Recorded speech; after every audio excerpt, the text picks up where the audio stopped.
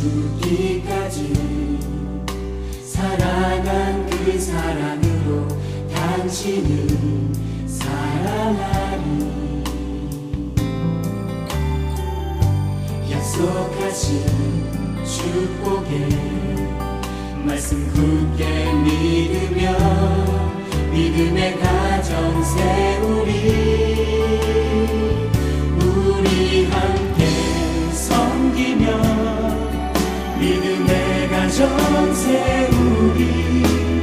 거친 세파가 몰아칠 때 세상 사람들 모두 알게 되리. 믿음 위에서 우리 가정.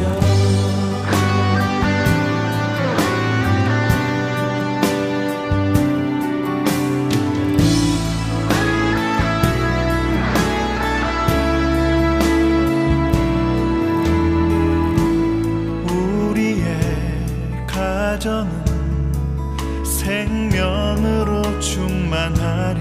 은혜와 사랑으로 우리의 사랑은 희생하며 섬기는 것 주님 보이신 대로. 우리 함께 섬기며 주님 모습 닮아가리. 주님께까지 자라가리. 생명의 빛을 세상에 전하리. 믿음 위에서 우리 가정. 우리 함께 섬기며 믿음의 가정 세우리. 거친 세파도 두렵지 않네. 세상 사람들 모두 알게 되리. 믿음 위에서 우리 가정.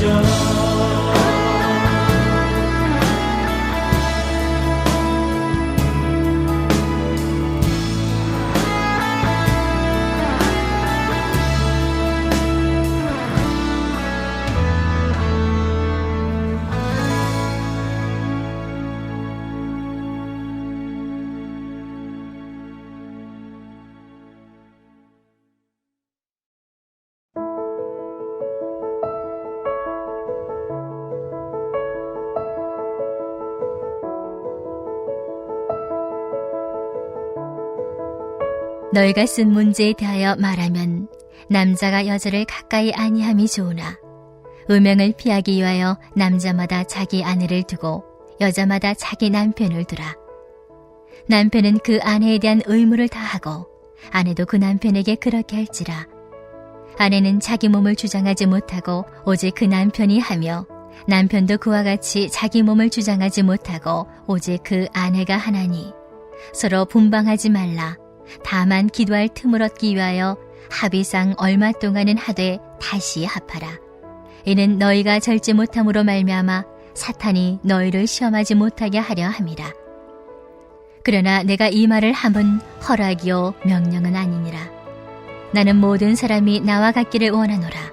그러나 각각 하나님께 받은 자기의 은사가 있으니 이 사람은 이러하고 저 사람은 저러하니라. 내가 결혼하지 아니한 자들과 과부들에게 이르노니 나와 같이 그냥 지내는 것이 좋으니라.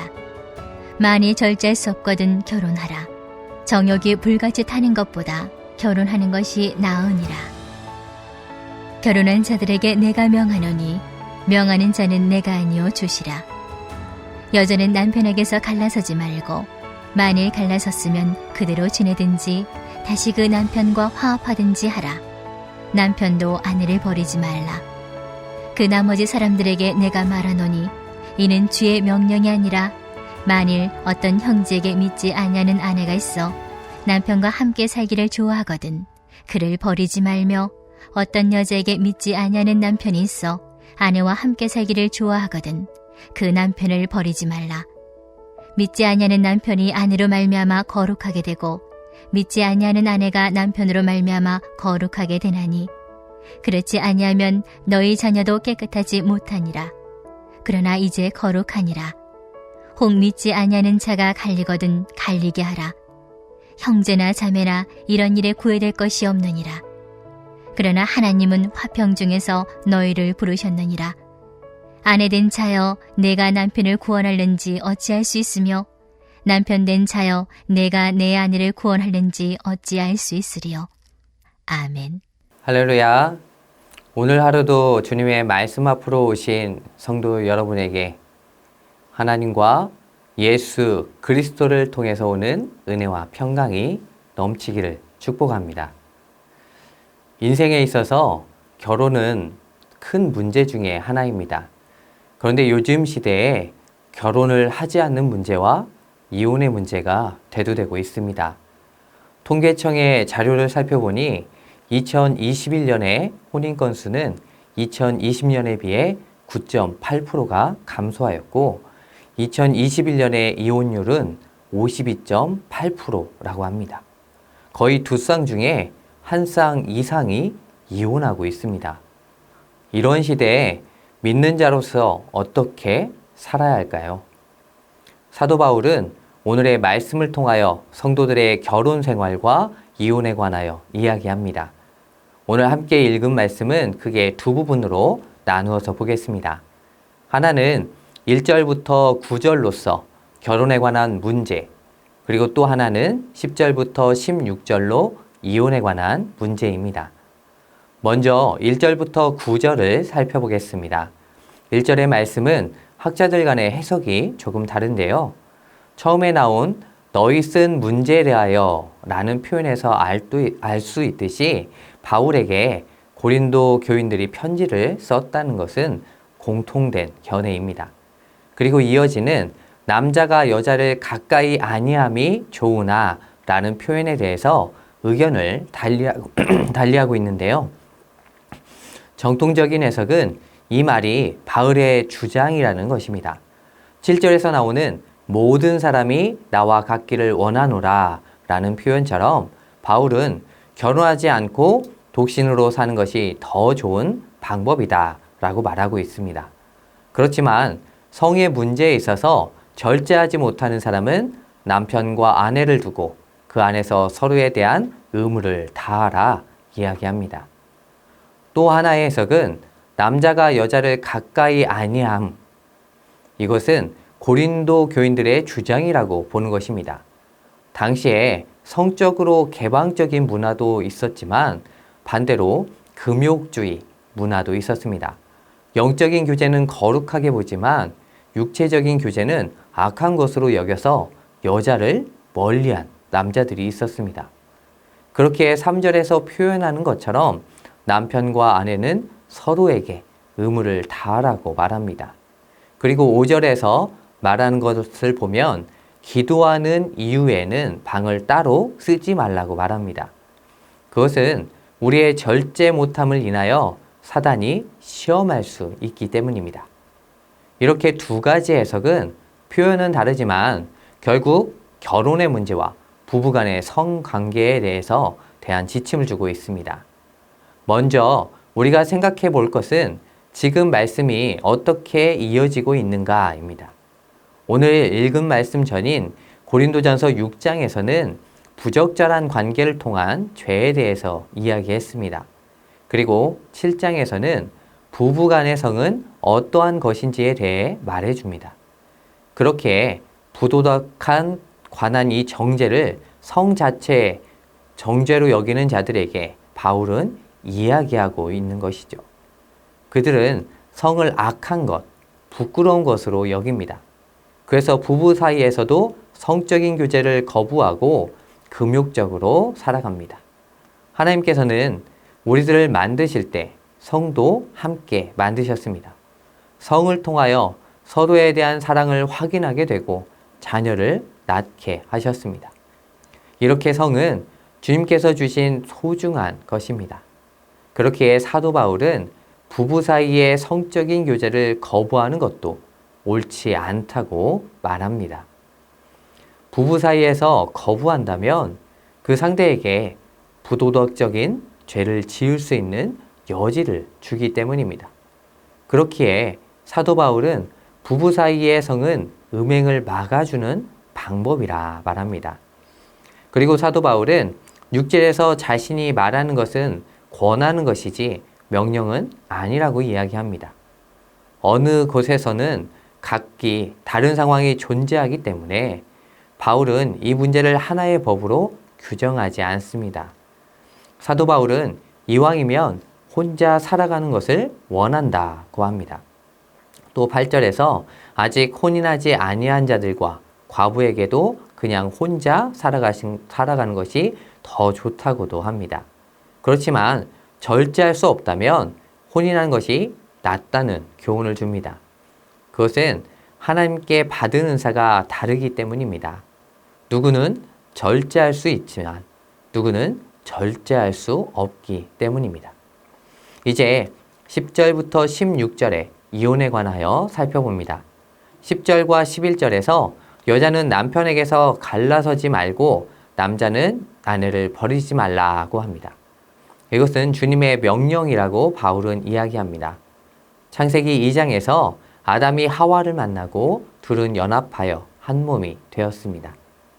또한 예수님께서도 마태복음 5장 32절에서 누구든지 음행한 이유 없이 아내를 버리면 이는 그로 간음하게 하며 또 누구든지 버림받은 여자에게 장가드는 자도 간음함이니 라고 말씀하셨습니다.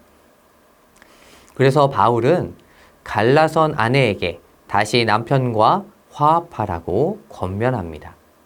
12절부터 16절은 신자와 불신자의 관계에서의 문제입니다.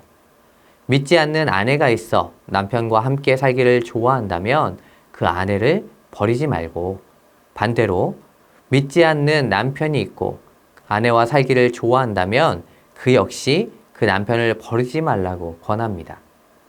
지금도 부부간의 종교가 다르다는 것은 많은 다툼거리를 내포하고 있습니다.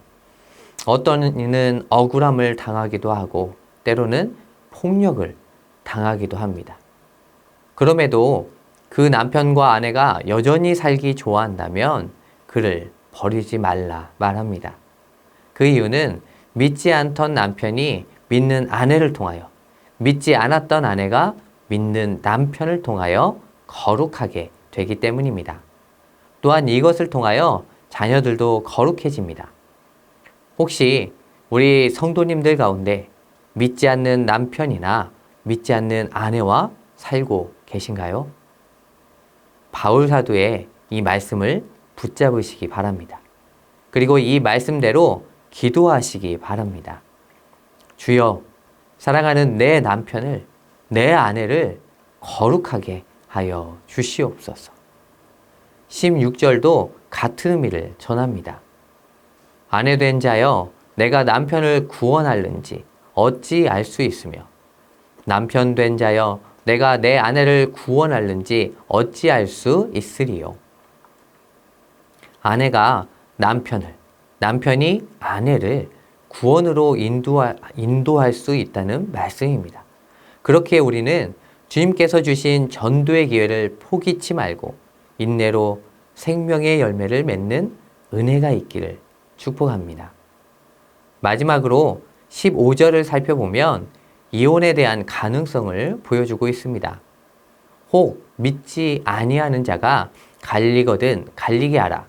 형제나 자매나 이런 일에 구애될 것이 없느니라. 그러나 하나님은 화평 중에서 너희를 부르셨느니라. 믿지 않는 자가 이혼을 요구하면 그것을 들어주라는 말입니다. 그전에는 어떻게든 노력하라는 말씀으로 들렸는데 15절의 말씀이 황당하게 들릴 수도 있습니다. 하지만 이 말씀 뒤에는 한 가지의 단서를 지니고 있는데요. 그러나 하나님은 화평 중에서 너희를 부르셨느니라. 이 말씀은 성도와 불신자인 배우자의 관계에서 지속적인 평화를 유지해야 한다는 말입니다. 이것은 이혼을 하지 않고 결혼을 계속 유지하라는 의미로 통하게 됩니다. 그리고 뒤이어 16절에 말씀을 주고 있습니다. 비록 믿지 않는 자가 이혼을 요구했을지라도 그 사람을 구원할 수 있기에 가급적 이혼을 하지 말라고 바울은 말합니다. 사랑하는 성도님들, 결혼 안에서 우리는 서로에게 의무를 다해야 합니다. 어느 한쪽이 일방적이지 않고 한 몸임을 깨달으며 서로 사랑해야 합니다. 그리고 이혼은 신앙을 핑계 삼아 해서는 안 됩니다. 오히려 구원의 가능성을 버리는 일이므로 해서는 안 되겠습니다. 우리 성도님들 가정에 주님께서 주신 은혜와 평강이, 사랑과 이해가 넘쳐나길 주님의 이름으로 축복합니다. 이 시간 함께 기도하겠습니다. 우리의 가정이 서로에게 대한 책임과 의무를 다함으로 행복하고 구원의 은혜가 있는 가정이 될 수 있도록, 또한 다음 세대를 위한 성전 건축이 하나님의 뜻 가운데 그 인도함을 받으며 진행될 수 있도록 기도해 주십시오.